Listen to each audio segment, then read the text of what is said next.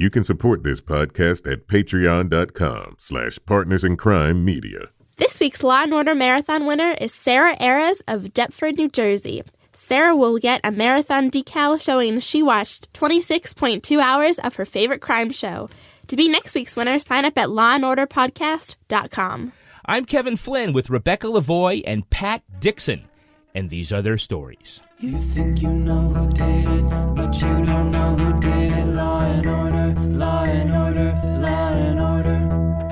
It's no ordinary police procedural, baby. It's the FNOG of police procedurals, baby. Law and order, law and order, law and order, law and order. These are their stories, these are their stories. Welcome to These Are Their Stories, the podcast about network TV's most enduring crime franchise and the real-life cases that inspired their shows. I'm Kevin Flynn. Each podcast will break down an episode from either Criminal Intent, SVU, or Original Recipe. And today we're looking at SVU Season 15, Episode 15, Comic Perversion. Joining me to do that is my true crime author, wife, and host of the podcast Crime Writers On, Rebecca Lavoie. Hello, Rebecca. Hey, Kevin. How you doing tonight?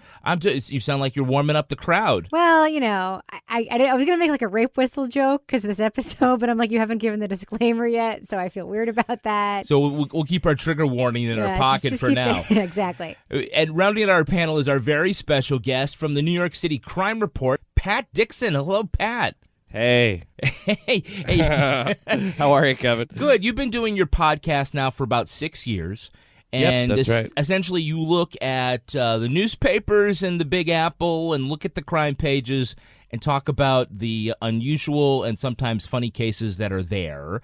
What was the inspiration? Well, I mean, I started talking about news stories that I was reading in the New York Post and the Daily News, and I would see people out and, you know, I'd have these conversations. Nobody knew what I was talking about. Nobody had heard of Maxim Gelman, the spree killer, and stuff like that, even though he created quite a sensation here. So I thought maybe this was something that was kind of underserved as a topic, and maybe I could bring something out in it. Yeah, it actually is underserved. I have to say, like, the crime pages, the police log is something that I think people still should actually look at because it's where some of the best stuff is, like in terms of local reporting, right? I think so. I think that the crime news is always the most interesting, and really it's the kind of stuff that people can laugh at together at work privately, but they don't feel as comfortable sometimes laughing at it in a group, so it's a good thing for a podcast, you know, because people, usually when they listen to podcasts, they have their headphones on. It's a dirty little secret. Well, I mean, I definitely think that, you know, with probably the exception of London, New York has like the most robust tabloid infrastructure in the world, and so if they get a really good crime story, or at least one that makes like for a great pun in a headline, they'll just go for it, right? You said a mouthful. I think we must be the capital for stand-up comedy and the capital for tabloid crime reporting. And the Post and the Daily News, it's kind of what it's down to now, but they don't get any better than that. I mean, the Post, if you recall the classic headline, headless body and topless bar. Yes. Yeah. It's worked its way into some of our artwork, I would imagine, actually. Yeah, what a great high point. And, you know, really, there's probably a reason for that. I think that a lot of unusual crime happens. You know, people talk about crime statistics coming down, but that's just all the boring stuff, you know, the regular shootings out in the outer boroughs and iPhone snatchings and whatnot. Really good, interesting crime still happens here all the time, and that'll never stop. And there's always plenty to talk about that people seem shocked to know, even now. You know, when you go back years and years to the original Law and Order episodes, there was sort of this real, the pre-gentrified New York City. The episodes are really about gritty New York crimes, certainly crimes that people from New York could identify with. They knew because there were local stories. And it had sort of that Gotham gestalt to it. Come years and years later, and we have SVU. Do you still think that, like, the new SVU episodes kind of capture that New York crime scene the way the original Law & Order stuff does? Well, I don't think they can because, really, politically, the country has changed so much. in terms of like socially what we want to see from our detectives, what we want them to be. I interviewed the number one cop. Well, I say the number one cop. That's a silly way of putting it. He was the most decorated New York detective, NYPD detective of all time. His name was Ralph Friedman. He had 4 kills, and 8 shootings in his 14-year career. And he became the most decorated in that short amount of time. This was in the 70s in the 41st Precinct in Fort Apache, Mm-hmm. I mean, just talking to this guy was like a real treat and an honor. But a cop like that today, he would be sued, and he would be sued probably by some, crime victim, for being too insensitive to their needs or something like that, or maybe by a perpetrator of a crime for excessive force or something like that. All his kills were confirmed to be necessary and done, in the line of duty. But he said crime was so constant. It was a different kind of officer back then. And now I know that when we talk about the show itself, it doesn't go quite that far, but we're always moving in that ever more politically correct direction. Well, politically correct, I mean, I don't think a show would be interesting if every week it was like stop and frisk searches lead to suspect. Maybe somebody did something, maybe they didn't things. And I think the only... You mean no conflict? Well, not no conflict, but also like the conflict being based in things in policy. You know what I mean? I think that SVU really is leaning on high profile cases now because those are stories that you can talk about at the water cooler in a way you can't talk about, for the most part, crime in New York now. I do agree with Pat that the really interesting stuff is happening like in the papers, the street crime that Inside you don't even hear. Exactly. Yeah. And that would never rise to the level of national news, would never rise to the level of an SVU episode for sure. Pat, of all of the Law and Order franchises, do you have a favorite detective team? Favorite Law and Order detective team? Oh, gosh. I mean, I guess if you were to... who's the guy who gave up his eyes? I can never remember it. When he died, he left his eyes for science. It was Max Greevy. It was the name of the detective, and he was paired with Mike Logan in season 1. Okay. I feel like I'm presenting a bad view of myself as far as being a Law and Order fan. But anyway, let's go with those guys. They sound great. How about a favorite prosecutorial team? Favorite Law and Order District Attorney Prosecutorial Team? Man, you're really stumping me. These shows were only on for 30 years or so, right? So, yeah, just, you might have missed them. I really couldn't say. No worries. What about you? Well, we don't have to answer because it's our You know show. what, Kevin? No, I'm just kidding. You know what, Kevin? I have answered this question many times. I've given different iterations of my response. What is your favorite Law and Order detective team? The guy and the girl. All right, what is your favorite Law and Order prosecutorial team? The guy and the girl. There was never a guy and a girl detective I team. know. No, I there call was. bullshit. I'll talk to you later. Oh, about Danny and Stabler? Yeah. That's not a real detective team. I feel so much better now. Yeah, you weren't pinned into a corner. Now let's look at the first half of this episode. Just a reminder, we're going to be talking about fictional detectives investigating a fictional sex crime against fictional people. And if you find that especially heinous, you might want to try another one of our episodes. Controversial comedian Josh Galloway is heckled by co-ed Renee for doing rape jokes in his set. Galloway responds it would be funny if she got gang raped, and in one of those Law and Order coincidences, Renee is attacked by 2 guys from the show. Now, Benson wants to go after Galloway for inciting the attack, but Barbara says there's no case. What about Galloway? Gallo who? Josh Galloway, the comics. Hold up, this guy assaulted Renee too? No, but he did verbally assault her. He incited those boys. He made some joke about how it would be funny if she were gang raped. You have heard of free speech, right? I cannot charge a guy with bad joke telling. The detectives attend Galloway's next show only to be lambasted by the comedian for targeting his free speech rights. And as they leave, they're followed by Carly, who says the night before she got drunk, went back to Galloway's hotel room, and woke up with him knocking on the wrong door. Ew. The cops learned Galloway sent Carly away with a gift bag. They tracked down another fan in another city who also got a gift bag, a diamond watch, and a non-disclosure agreement. They linked the swag bag items together to establish a criminal pattern. Barbara reluctantly agrees to the arrest, and as he's taken into custody in front of the paparazzi, Galloway proclaims himself a champion of the First Amendment being railroaded by a politically correct police force. All right, let's start, Patrick, with the idea that we're going to forget that this guy is actually a rapist. Are his jokes really responsible for the attack, and should he be held accountable for what these drunken yahoos did after his set? Well, I mean, as a comedian for 21 years now, I'm going to say, Christ, no. They should not be held responsible. It's funny, it gets reduced when you come back with describing what happens in the show, that he just came out and said, you should be gang raped. But what happened is he tells a little joke, about rape. Rape isn't funny, as you saw, but you know what is funny? Gang rape. And Rule of threes. I'm sorry, it was a good joke. Yeah. It was a good joke. It was solid. I mean, it wasn't like a great joke, but it was a solid joke, as jokes go. Killed in the room. Exactly. Killed in the room, and it was not just like somebody heckling him. We have a band of women who have come out specifically to heckle him, wearing matching T-shirts. No, seriously, there are some upsides to getting raped. Rape is no joke. Rape is no joke. Oh, right, guys? I mean, if you, okay, It's that's really deplorable, I think, to come out just to wreck somebody's show wearing matching T-shirts in order to do it. And keep in mind, at this time, he hasn't even been accused of rape.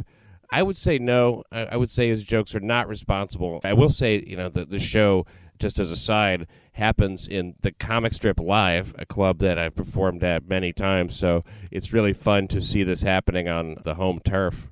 Yeah, where is this college campus that the student union is actually? Is Well, that in Soho? Where is that? It wasn't Hudson. It wasn't Hudson. It was for once. I think it maybe something in like the NYU sort of neighbor. I don't know. That doesn't matter. The Comic Strip Live is on the Upper East Side. It's 82nd and 2nd. Yeah, there are no college. There's no colleges up. It's not Cooper Union. It's not. No, there's nothing up there. Oh, it's TSU, Total Slut University. Yes, exactly. Yeah. Exactly. Well, I will say that. As protest groups go on college campuses against sexual assault, which, by the way, in a real world scenario, like, good for those kids who were like protesting. The place to protest it is outside. It really is. I mean, you can come in, you can do your thing, but like, this guy's allegedly like really famous, right? At this point in the episode. He's good. Well. He's good at his job. Like, everybody who's ever seen an episode of even Seinfeld knows the place to not heckle a comedian who's really good at his job is actually in the space where he's doing his job. Especially, catch him at the deli when he's not expecting it. I have to say, the thing that I really felt like he missed out on was like the dumbness of the name of this group, STAR, Students Against Rape. I mean, come on. It was bad. It was the whole thing about it was just, I am the one who's constantly raising my feminist tackles on this show, as you know. Mm-hmm. I really felt like I wanted to give these girls a talking to. And I know that does not sound like the right thing to say, but that's how I felt. I'm like, you guys are doing that. You're going about this all wrong.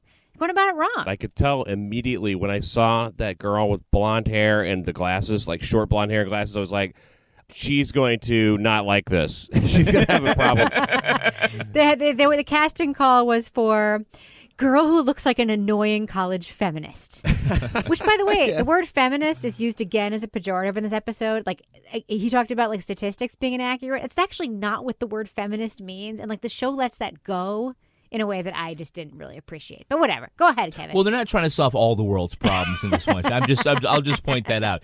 Now, we have seen the girl who got pulled up on stage, Renee. We have seen her before in a previous season. She was attacked during a rape cover-up at a college that surprisingly wasn't Hudson University. I know. Hudson's conspicuously absent. We are Hudson, where the bad guys go to school. So, Rebecca, you like seeing when they pull somebody from a different episode, different season, make a comeback? I don't know. I don't think Renee was memorable enough to bring back. It's not like the Elizabeth Marvel character or like when they bring back like a lawyer who used to be on The Wire that you see over and over again.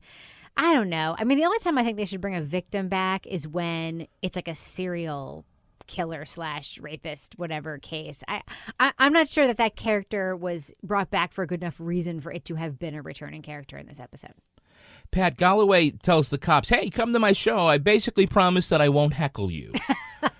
Did you think that was like, should anybody have thought that was a good idea to begin with?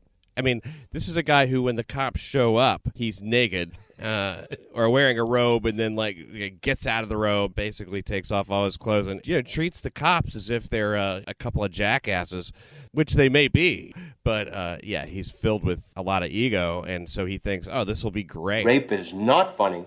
Gang rape is funny. Rule of threes, you get it? No, of course not. He just is always challenging authority, and it's funny to me the way they depict comedians that way, having just no sense of boundaries, no sense of decency. I mean, like I said, German truth and all that stuff. And, Jonathan Silverman does an amazing job playing this comic to the hilt. That's what I wanted to ask is, sometimes an actor has to play an athlete, and if they can't throw a ball and not look like a girl, then it's sort of like, show's over. Okay, now that was sexist. Okay, I'll take it. That was sexist. Being a comic, though, you can hear all the lines in the script, but there is a performance that you have to come off as being believable as that. Pat, does he do it? Basically, yeah. He does it really well for TV, I would say. He reminds me of a voice Greg Giraldo used to do when Greg Giraldo was pretending to be that kind of guy. You know what I mean? Yeah. Somebody that he would mock, who would talk like that and everything. Yeah. Just kind of this ridiculous cadence. It was described by the lead detective there as, one of those rape joke comics. Yep. Yeah. As if that's a whole subgenre. One of those rape joke comics. Well, but there is a genre of like the comics who do the college tour. Like there's that level where you're like famous enough that you can do the college tour, but you're not like getting on at midnight every night. So you're like free to do the college tour kind of thing or whatever, like the echelon is the time. You're playing to a certain age group. Yeah, when I was in college, it was Pauly Shore who came to our school, like 2 of the 3 years that I was there, and did jokes just like this. Like the sort of inane, hey guys, you're here to get laid kind of jokes that was sort of like for that crowd. But can we just talk for a second about the first row of that show of Amaro, Benson, Rollins, Cassidy, and Finn, a.k.a. Ice-T, sitting there competing for the most humorless award, like Emmy category. Yeah. It was sort of like, granted, he started heckling them, but that set was not funny because it was all about, it was just like, oh, look, those are cops. Like if I was in the audience, I'd be like, that's not funny. Like objectively, it was not funny. But they definitely didn't even try. They didn't even try to roll with it for a minute there. Oh, no. And she just barely whispers to her date or whatever one thing, and that's all he needs to like totally key in on her. But they were not having fun. And you hit the nail on the head. They seem to be having a competition. It was great as they walked out, because they walked out almost immediately, just aghast. Which again, you guys are the investigators of the worst crimes there are. You're professional rape cops. and you storm out at the mention of rape. Oh, this is disgusting. And so they leave, and her date goes, he's baiting you, Liv. Come on. He was baiting you. I think it's Ice-T. He goes, Masturbating. Which doesn't even make any sense at all, right? No, it made no sense. He just saw an opening. I kind of felt like Ice-T was pun. like, he was like, oh, baiting. I know a word that has that in it. That's sort of how. But here's the question I had for that group of cops was like, did they pay the cover? Because that wasn't cheap to walk out. That's 2 drinks, 2-drink minimum there. Oh yeah. Now we forgot to introduce him before. We'll introduce him now. It's our very special guest star, Mr. Jonathan Silverman. Yay! So of course we know Jonathan is famous for his role at Weekend at Bernie's. And this. And also, I just point out, he was in the 6th Beethoven movie, the one about Beethoven the dog. He was in Beethoven's Big Break and Beethoven's Treasure Tale. Are you sure that qualifies him for T-A-I- very special guest star status, not hey, is that guy status? Oh, I don't know. He had an NBC series for several years called The Single Guy. Oh, yeah, that's right. That's right. We need to talk to people more in the New York comedy scene who are like attuned with these things. Yes. Yeah, did he play a rake? Tune with shows from the early 90s. Failed Single sitcom Guy. from the 90s. Yeah, Single Guy was just a young rapist on the Christy scene. Swanson's Grapevine on CBS. I bet you know all about those shows. Sure, yeah. Now, we do have a Hey, It's That Girl. Hey, it's the girl. we finally get to point out Elizabeth Marvel. Again. Who plays the toughest nails defense attorney Rita Calhoun. Josh Galloway is a social critic and satirist. His material is controversial, provocative, and protected by free speech. And she has had some great supporting roles as of late. She's in Homeland, House of Cards. Heather Dunbar. And she was on Original Recipe and Criminal Intent Law and Order. I think she's great. She definitely comes off as like the kind of attorney who can win this case. She's an MVP. She's the attorney you want to hire if you definitely raped that college girl and are using a First Amendment defense. How would you Google that? I definitely raped her. I raped a college girl, but I'm using a First Amendment defense. Who should I hire for my lawyer? Elizabeth Marvel, a.k.a. Heather Dunbar, a.k.a. what's her character's name? Rita Calhoun. Rita Calhoun. The Law and Order names, very hard to remember, but the other characters she's played, not so much. She's great. She's great. I think they do have an awful lot of like old-time presidential and statesmen's names. She's like John Calhoun. Yeah, there's Calhoun, there's Van Buren, Yeah. there's Buchanan. I think they've kind of given up going through the phone book. They're just using like one of their Picking out kids' like civics books to pick out names. Exactly. Now, Rebecca, you saw somebody else who was a famous face. Yeah, really great. Hey, it's that lady. And I couldn't believe that you didn't know who it was, but then I remembered you are not I had a thing. attuned at all. Called a penis? Is that Yeah, what I you're have gonna the say? thing's Yes. the penis. I didn't watch soap operas. But this particular soap opera actress transcends the soap opera world. It is Victoria Rowell. Plays the judge in this episode. Mr. Barber, I'm denying your request for a mistrial. I think you have bigger problems in this video. Pat, do you know who that is? No. Yeah, okay, I didn't think so. Yeah, you're with me. Pat, I wonder, as I'm watching this about Barba, does he even like working at SVU? He likes it done his way, that's for sure, doesn't he? I love the character, he's always naysaying, I was thinking like every step along the way, he's like, this is nothing, what are you doing, It's great. That's actually reassuring to me, that there's somebody who is still putting on the brakes a little bit. They want to go after his work records. They want to go, and he's like, no, you don't have anything yet. A comic who makes rape jokes is not the same thing as a rapist. It wasn't a monologue. It was a confession. Maybe to you. To him, it was his act. If we go after him based on his stand-up routine, he is going to claim he's being persecuted for free speech. He may not be entirely wrong. He even champions freedom of speech, like right away in the show. So. He's the one who says, you ever heard of the First Amendment? Yeah, I think he likes working there maybe as much as like one should, but I think he's just sick of working with Olivia Benson. Seems to be a little tension there, absolutely. Sick of her and wants to get in her pants at the same time. That's my theory. That kind of describes our relationship, doesn't it? Except for the wanting to get in your pants part, yeah. Well, I guess that's one way. Of course, the thing that ultimately does Galloway in are his sorry about the sodomy bags. That he passes out because I guess Hallmark doesn't make that card. What were those gift cards for exactly? I don't know. He's giving out like Sears gift cards or something in his gift bags that he buys by the dozen. The walk-in clinic, I think. I don't know. I mean, walk away a little door prize. I mean, at least they get something, right? Exactly. Besides herpes. Yeah, and, being raped, which is not funny, obviously. But but if you get gang raped, that's fun. Yeah, was it the rule of three? The rule of threes. Exactly. I do like when they finally arrest him, Galloway turns to Ice-T, calls him Jay-Z. Oh. I love the look on his face. Like, what the fuck? Yeah, it's like, if only, right? Here I am on SVU. Jay-Z's got Beyonce and Rockefeller. What have I got? Just because our last names are letters. Hey, listen, I follow at Final Level on Twitter, and if he happens to hear that joke, I just want him to know it was said with love. I'm a little bit afraid of Ice-T. I'm not going to lie. I wish you would have said Jay-Z baitin'. When you support us at Patreon at just $5, you will get exclusive content like the Toby Balls Deep Dive Book Club, Laura's Rage Walk, the Crime Writers on After Show, and Married with Podcast with Rebecca and me. Start getting your exclusive perks for just $5. Join our own elite squad at patreon.com/Partners in Crime Media. That's patreon.com/Partners in Crime Media. All right, now take a look at the second half of the episode. Barbara can't introduce evidence of Galloway's past bad deeds, so Carly is the only witness. On cross, Calhoun rips her as a drunken, obsessed fan looking for a payout. In other words, it's the Bill Cosby defense. Galloway finds a video of Carly drunk and flashing him at the show, further undercutting her reliability.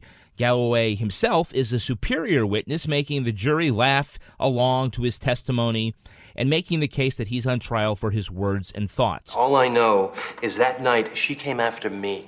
Has that ever happened to you before? I'm a celebrity. Some women find that attractive. Maybe most do. Plus, I'm very funny. That is a real 1-2 punch, and you're good looking. Thanks, buddy. You are not so bad yourself, but I don't swing that way. No? So you only have anal sex with women? Objection. With his case tanking, Barba is furious at Benson for pursuing this case in the first place. Fearing that he'll walk, Renee sets up a trap for Galloway. While wearing glasses with a hidden camera in them, she tapes the comedian trying to rape her in his hotel room. Barbara uses the video to make a deal, putting Galloway on the sex registry. Carly is thrilled that she can begin pursuing that civil case against the comedian, and Barbara dresses down Benson, telling her to never bring him a case like that again. Okay, so Carly is a very unreliable witness and an imperfect victim. As an audience, Pat, do you think we are supposed to be rooting for her? I don't think we are. I think we're supposed to be more rooting against the comic. The damage is done with her as it is, you know. She caught her unexpected backdoor visitor, and there's nothing she could do about that now. I'd like to point out at this time that comedians who do rape people, and I can think of only two that are sort of like known for it, that's Bill Cosby and Vince Champ. Have you ever heard of Vince Champ? No. Well, Vince Champ is a convicted comedian rapist, and he had a very clean act, as does Cosby, you know. They don't have these kind of like, yeah, we're going to come out and rape you kind of that's ironic, acts, right? Well, you would think, right? But at the same time, it doesn't make any sense for somebody who's actually a rapist to go, I'm a rapist. You know? Raping's great. It's funny.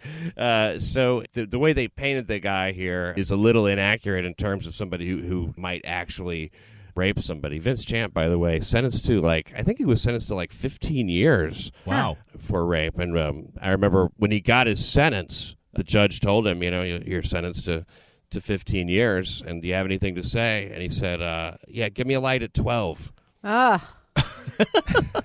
He said, it's good rule of threes, right? 15 is divided by... So here's the thing. So Carly is not sympathetic initially, right? Right. But then I think that as an audience, we're supposed to think, you know what? Even super shitty mean girls can get raped and we feel bad for them. And then through the episode, we see Carly and Renee kind of bond and sort of get together. And then Renee does her little... stupid dumbass, what the hell were you thinking, girl, sting operation. And then you actually do feel a little bit bad for Carly. So this is what happened to her. Mm-hmm. And then she ruins it at the end by being can I do the civil suit now? This is one of those ones where I'm SVU, get your fucking act together when it comes to portraying victims. I mean, I do think it's fine to portray victims as ambiguous because, yeah, really crappy people also are victims of crimes, right? Right. But I think when you're trying to tell a larger moral story, to do that, I just think that it sort of undercuts whatever it is that they're trying to do with the whole rape culture thing. I don't know. Go one way or go the other way. I don't think they do a good job of ambiguous on this show. I just don't. I was stunned with how quickly the detectives bit on the suggestion that they should go after him for inciting the guys in the original to, because it's Renee, I guess, isn't it, who comes forward and says, you know what, they wouldn't have done it if it wasn't for this comedian. I want you to go after him because he incited them to do it. And they're like, okay, you know what, great idea. No, just arrest the two guys, the ones who literally attacked her. Yeah. I gave you their names. Yes. Which they didn't even arrest. She didn't even arrest them. I think they just brought him into question. They want this guy who incited them. Right. But they actually committed a legit crime. Actually mugging and holding her. I don't know. The whole thing was very crazy. They could have gotten them for unlawful imprisonment, forcible touching. Yes. All that stuff's illegal. We were just screwing around. You know, he whistle clearly theft. reached the crime logs. Yeah. Rape, whistle theft. Yeah. By the way, and this is why I was making the joke earlier, and I shouldn't, because I know that it's a thing. But the fact that she literally went to blow her whistle, I thought that was a weird, funny little comedic. I was wondering when she was going to pull it out. It was Here she is, this victim, this activist. She's walking around the corner by herself in front of two guys. She should have the mace already primed, right? She should be walking with another person. Yeah. I mean, come on. Now, Pat, how much of Galloway's argument do you think is true that the only reason they went after him in the first place was because of his words and his act? Zero. They'll go after anybody that a woman says raped them, so I don't think that it would have come out necessarily had he not invited the fucking police to his show and then basically confessed. He goes, we got so hammered, I don't know what happened. Is that rape? And that wasn't funny. Rape? That wasn't funny. Let me get a professional opinion. Is that rape? That was it is? That was the part where I was like, that's actually not funny either. So you're both confessing and not doing your job at the same time. He's like a really bad Bond villain where he invites them in and tells him the whole plan, right? He's like, Yeah, I'm pretty sure he was actually arrested because of her, swelling and bruising and signs of assault. I'm pretty sure that was the reason why Barba actually agreed to prosecute the case. But true. However, in some kind of sense, they would not have even known about it had she reported it not right away. She didn't report it until they had seen him perform about it at a show. So it's this weird kind of meta level of comedy, where he really is shooting himself in the foot and causing himself to be arrested and causing himself all this trouble. And at the same time talking about how he's being harassed. They did go after him with a lot of gusto, though. I guess figuring it would be a high-profile thing. Maybe that's what the boss is so mad about. Well, there is this awesome scene where Barbara kicks somebody out of the room so he can have it out with Benson. He says this is about her ego. What did you just say? He just took over the squad. You want to take a big name down, show everyone there's no special treatment under Sergeant Benson's watch. You know that that's not me. You have had a really tough year. You're going through a lot. So which is it? I'm driven by my ego or my judgment is impaired? Actually, my judgment is impaired. I never should have let you convince me to take this case. Is Barba upset because it's a case he can't win, or is he upset because he thinks this is a misapplication of the law? Neither. Here's why he's upset. Barbara is upset because he is in love with Benson. And because, Jesus Christ. I'm telling you, this is all going to come to bear later, and you're going to be like, oh, you were totally right about this. Because I've watched enough TV to know how this is going to go. The reason he's really upset is because he knows that she's pursuing things that are a result of the trauma that she's recently been through on the show, and that she's overreacting. Earlier in this season. Yes, right. and that she's also overreacting, and that she's also trying to, plant her flag as the new, in charge of the division boss lady. And he's basically saying to her, listen, A, you're fucking this up. You are fucking this up. And B, I'm in love with you, and you are fucking up our relationship. He's not saying that. When you bring me a case, listen, a girl can dream that is what he's actually saying. I know, you're reading between the lines. But I get it. Wait. I actually think this was one of the scenes where, I am usually the one who sort of cries feminist, which I know you hate, when I'm like, hey, that was sexist, whatever. This scene was not sexist. This scene was him saying, you know better than to do this job this way. And we've worked together well before, and he literally said, I want to keep working with you. I'm not going to get to keep working with you if you bring me cases like this. This is about you. It's not about the case. And he's not wrong. And it's not the fact that this guy's on trial for rape. It's the way that they got him. That's the problem. So it's the misapplication of the law. Pat, what about you? Do you think, is Barbara just mad because he's in a stinker of a case that he's probably going to lose? Or is he just still upset because he got talked into something that he knew he shouldn't have pursued? I think that as a man, he thinks all this shit is kind of dumb. And that's going to be the way a man will generally come off. Take the detective that she's working with, the really good-looking, kind of younger detective there, who's Rollins? so I guess, yeah. Who's the guy or the girl? The guy. Amaro. Oh, Amaro, yes. Yeah, the one. The super one sexist one who's like, what does he have, daughters and a mother? God forbid somebody have daughters and also have a sense of humor, like that guy. Oh, right. Yeah. See, I didn't take that as sexist. I took that as more and it may be sexist, but I think that is more usually interpreted as kind of like a defender of women kind of thing, or pointing out the injustices that women have to suffer. I'm kind of a social justice warrior type. And I think that, generally speaking, if a guy doesn't adopt that kind of point of view, which, Barbara hasn't, a lot of times people will say, oh, yeah, he's part of the problem. That's a symptom of the patriarchy. He doesn't see the rape as such a big issue. He's like, so what, and it takes more to convince him. When in reality, I agree with Rebecca, not about the being in love thing. That's nonsense. But no, it's not. Yeah.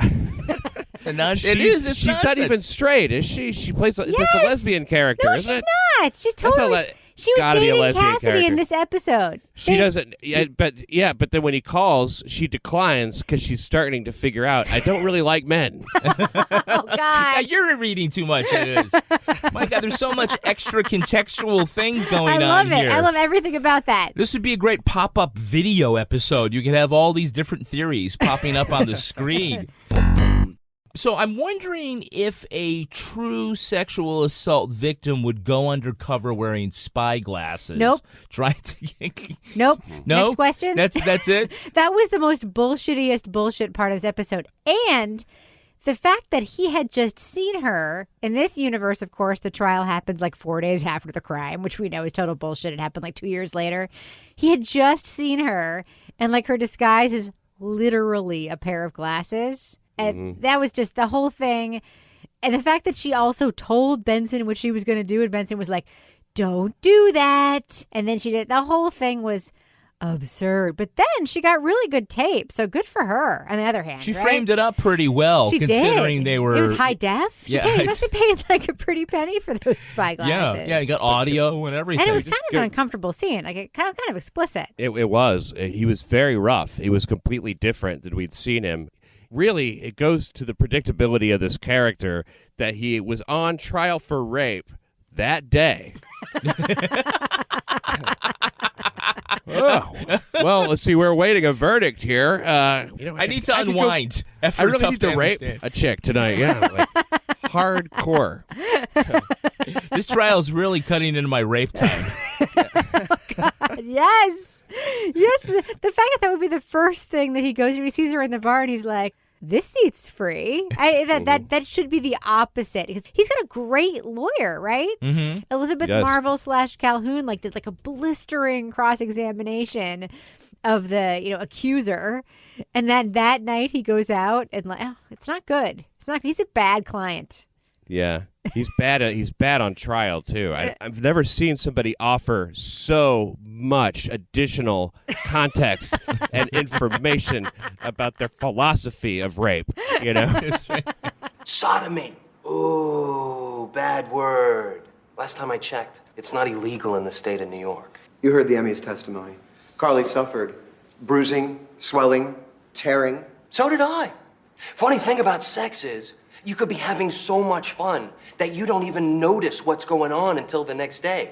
I bet you've been there, bruised that. Am I right? Order! You know what I'm talking about. It kind of felt like the jury was sort of with him at first. I mean, they find it so charming when he's like, which is another nonsensical thing now. I mean, there's a jury full of women and they're giggling at this creep asshole, the worst, scum, just the way he expresses himself and everything, and as he's talking, and then he loses them even. Yeah.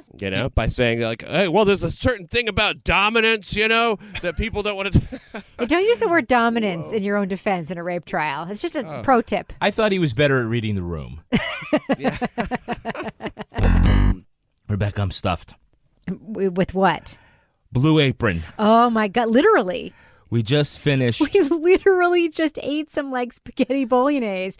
It was amazing. 12 minutes ago that we made from Blue Apron. So for less than $10 a meal, Blue Apron delivers delicious quality food from over 150 local farms, fisheries, and ranchers across the country right to your door. Fun to cook. Always taste fresh. A lot of fun to cook. Yeah, no kidding. Cook for your family, or better yet, kick the kids out, give them a bowl of cereal, invite some friends over, cook for them, look like Julia Child. You know what some of the meals are? What? Coming up this month, we'll look for spinach and fresh mozzarella pizza with olives, bell peppers, and ricotta salata. I'm going to eat that. Sweet and sour salmon with bok choy, carrot, and ginger fried rice. I'm going to snarf that. Parmesan crusted chicken with creamy fettuccine and roasted broccoli. I'm going to eat the hell out of that. I think we ate that one already.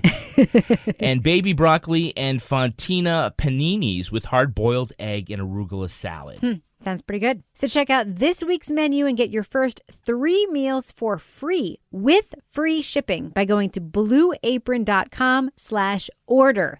You will love how good it tastes and feels to create incredible home-cooked meals with Blue Apron. So don't wait. That's blueapron.com/order. Blue Apron. Really, it's a better way to cook. All right, let's take a look at the real-life story that inspired this episode. It's time for Ripped from the Headlines. You think you know who did it. You think you know who did it. But you don't know who did it. You don't know who did it. Ripped from the headlines. Although not based on a crime, this episode takes its dramatic cues from two celebrity controversies.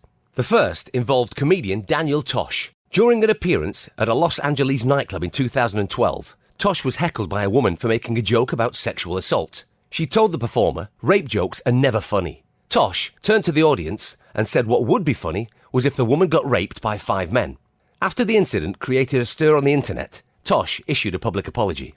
The other controversy surrounded New York Yankees shortstop Derek Jeter. During his playing days, he was considered the city's most eligible bachelor. In 2011, the New York Post ran a story saying Jeter would send away his one-night stands from his Trump World Tower apartment by calling them a private car and giving them a gift bag. The bag contained baseball memorabilia, including an autographed ball from Jeter himself. The Post said Jeter was found out after giving a gift bag to a woman for the second time, not remembering they had hooked up once before. After years of not commenting, Jeter said in 2015 the story was totally false.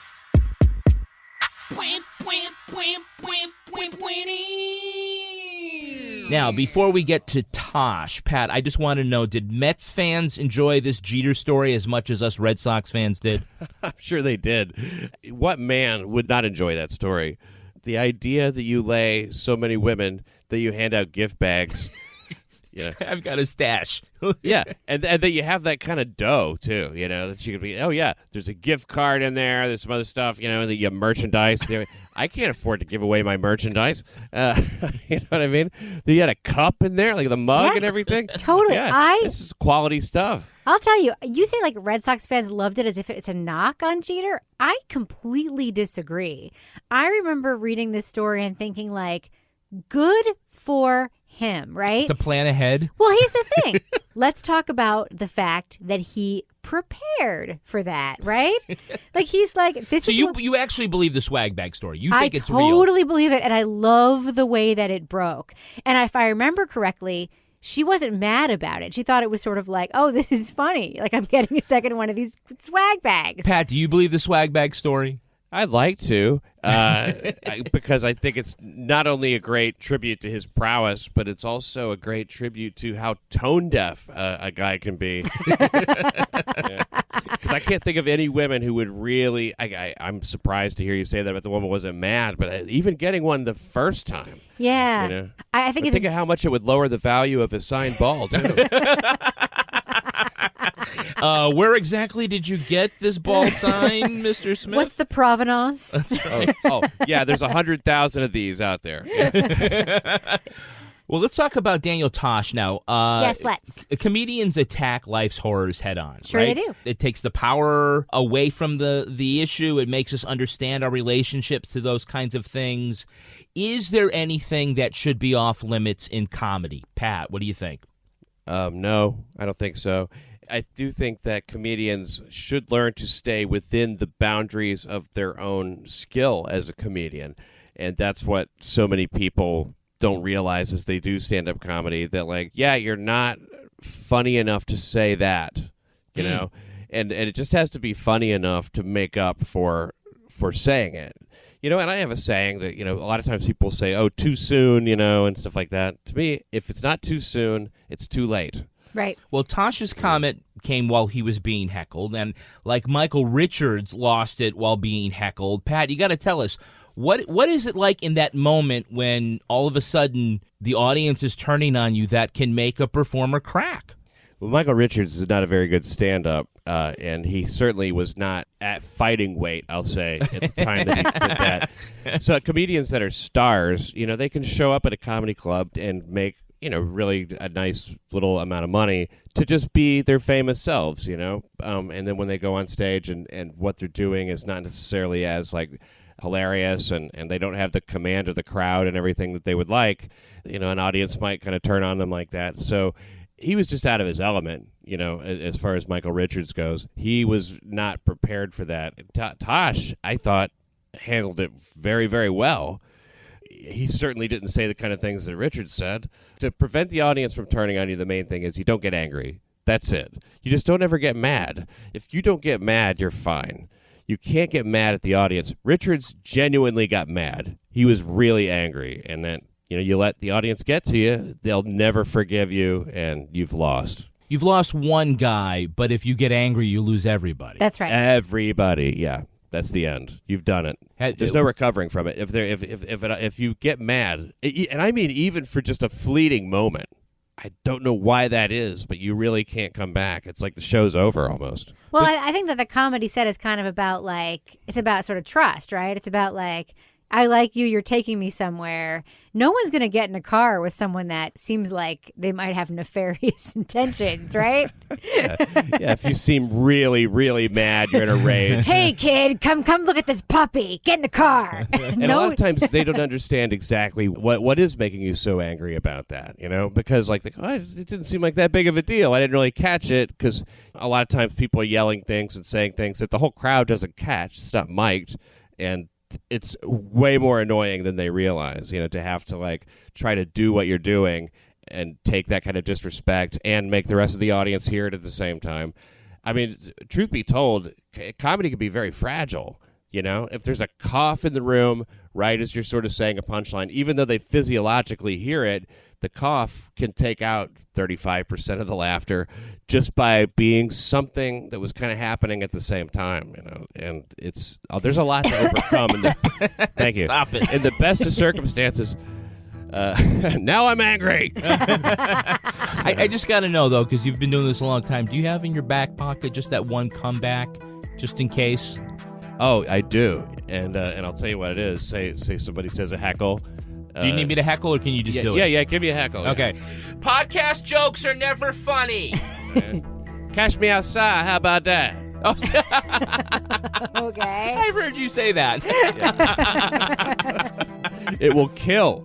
It will kill every time. Mm-hmm. Well, that's going to do it for us. We want to thank our guest, Pat Dixon. Pat, where can our listeners follow you online and get all your stuff? Well, I'd love for people to listen to my podcast. They enjoy crime and crime comedy. Go to crimereport.nyc. It's all the jokes that you need to make the headlines from the New York Post and the Daily News all the funnier. So crimereport.nyc, they find everything there about how to get everything else. The New York Post isn't funny.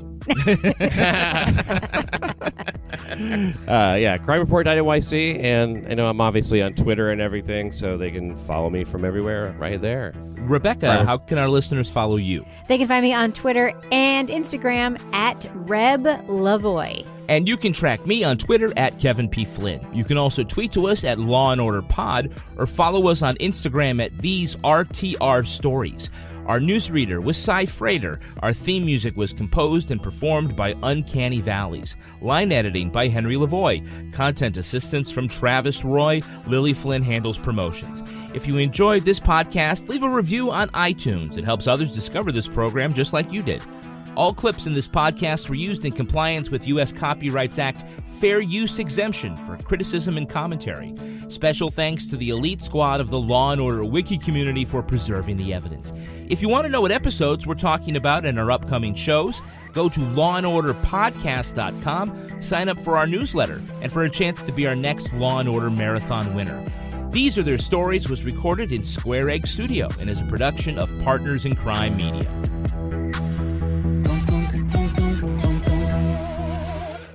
Partners in Crime Media. Thanks again to Third Love for sponsoring today's episode. Third Love bras were developed using thousands of real women's measurements and range from sizes AA to G, including signature half-cup sizes. Third Love stands behind their products so much that they're willing to let our listeners try a bra from their 24/7 collection for free. Just pay $2.99 for shipping. Go to thirdlove.com/lawandorder to get started right now.